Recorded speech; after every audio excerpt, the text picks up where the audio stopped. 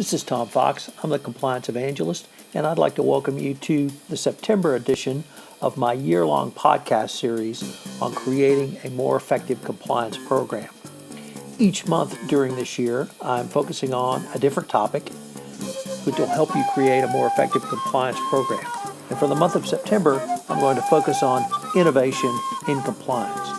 First, a word from this month's sponsor, Oversight Systems. Thanks, Tom, and thanks to everyone for joining us today.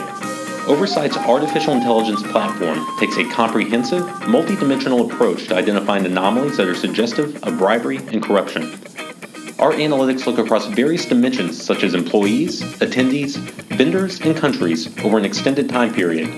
This enables us to identify employees exhibiting patterns of potentially improper behavior or collusion that are difficult to detect by auditing a single transaction at a time.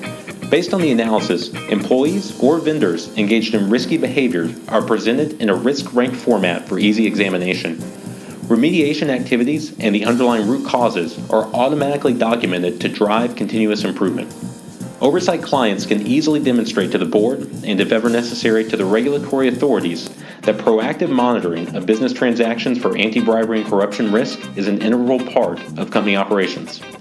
With Oversight's Insights on Demand, you can have a best practice approach to identify possible violations in travel and entertainment and procure-to-pay programs. For more information, visit us at oversightsystems.com. Innovation indeed.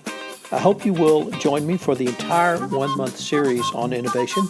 I'm going to take a look at artificial intelligence, social media, leadership, and structural innovations.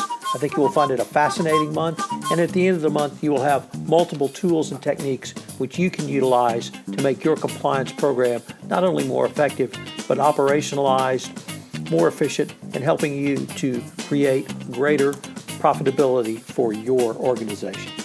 This podcast, 1 Month to a Better Compliance Program, is a part of the Compliance Podcast Network.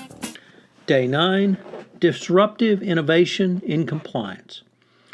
One of the key things the Department of Justice has consistently communicated is the importance of operationalizing your compliance program rather than simply having a paper compliance program in place. The Department of Justice's evaluation of corporate compliance programs makes clear that to receive credit in any FCPA enforcement action, you must fully operationalize your compliance program in the remediation phase. I thought about this in the context of disruptive innovation. While much of the commentary around disruptive innovation is in danger of losing their usefulness because they've misunderstood and applied it, there are 3 key elements of the disruption theory which I believe are significant for the compliance context and the compliance practitioner. First, compliance is a process.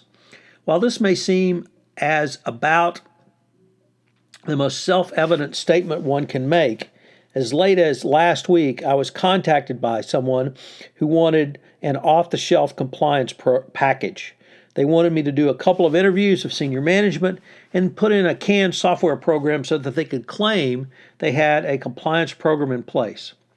This type of attitude demonstrates the continuing battle the Department of Justice and Securities and Exchange Commission face when communicating their expectations around compliance programs.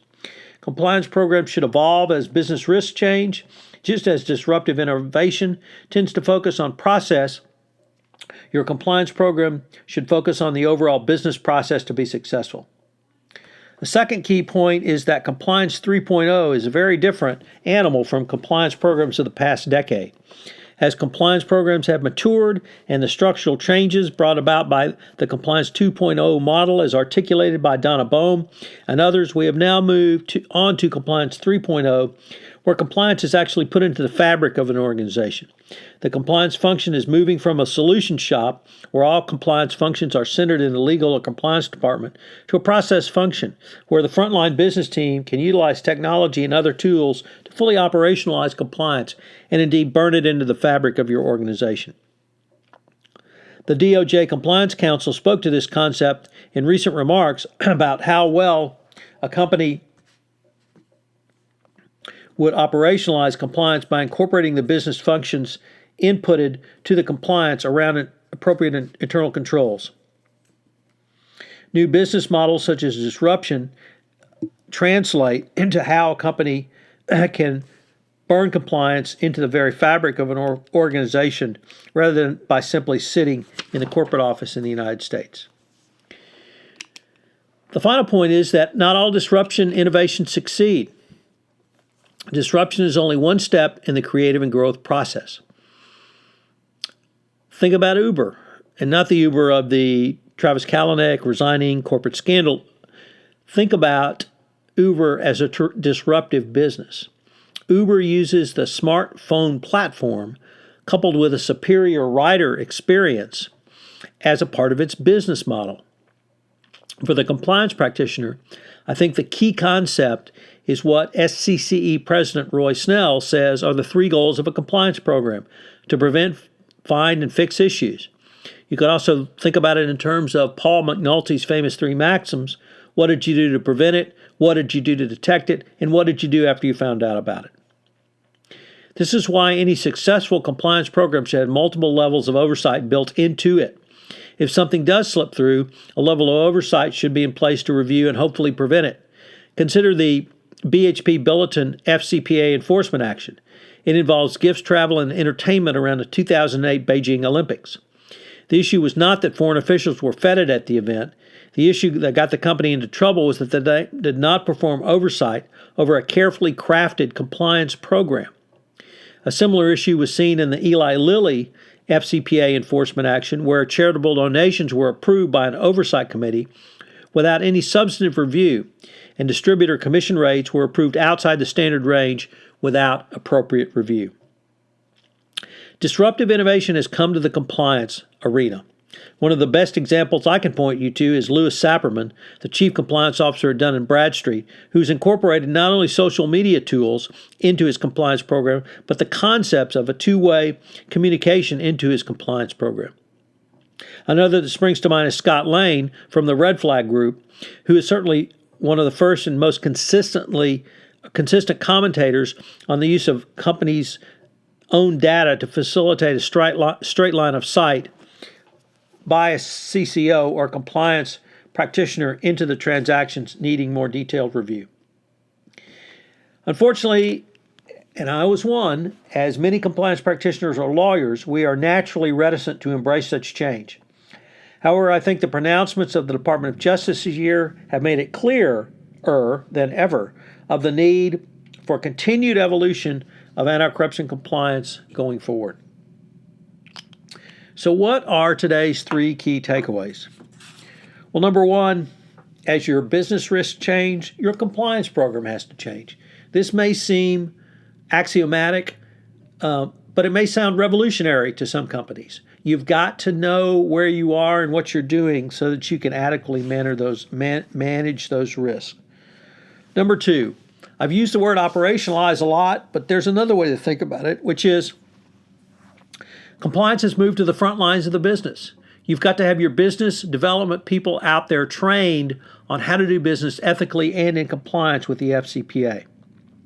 And finally, disruptive innovation is not an end in and of itself. It is one step in both the creative and growth process. So as you disrupt your compliance program, there are going to be fits and starts. There are going to be bits and bumps. There's going to be halts and changes. That's all part of the disruption process. And certainly management should understand that, but they should have that clear expectation going in. This is Tom Fox. I hope you've enjoyed Day 9 of 1 month of innovation and compliance, and I hope you'll join me tomorrow for Day 10.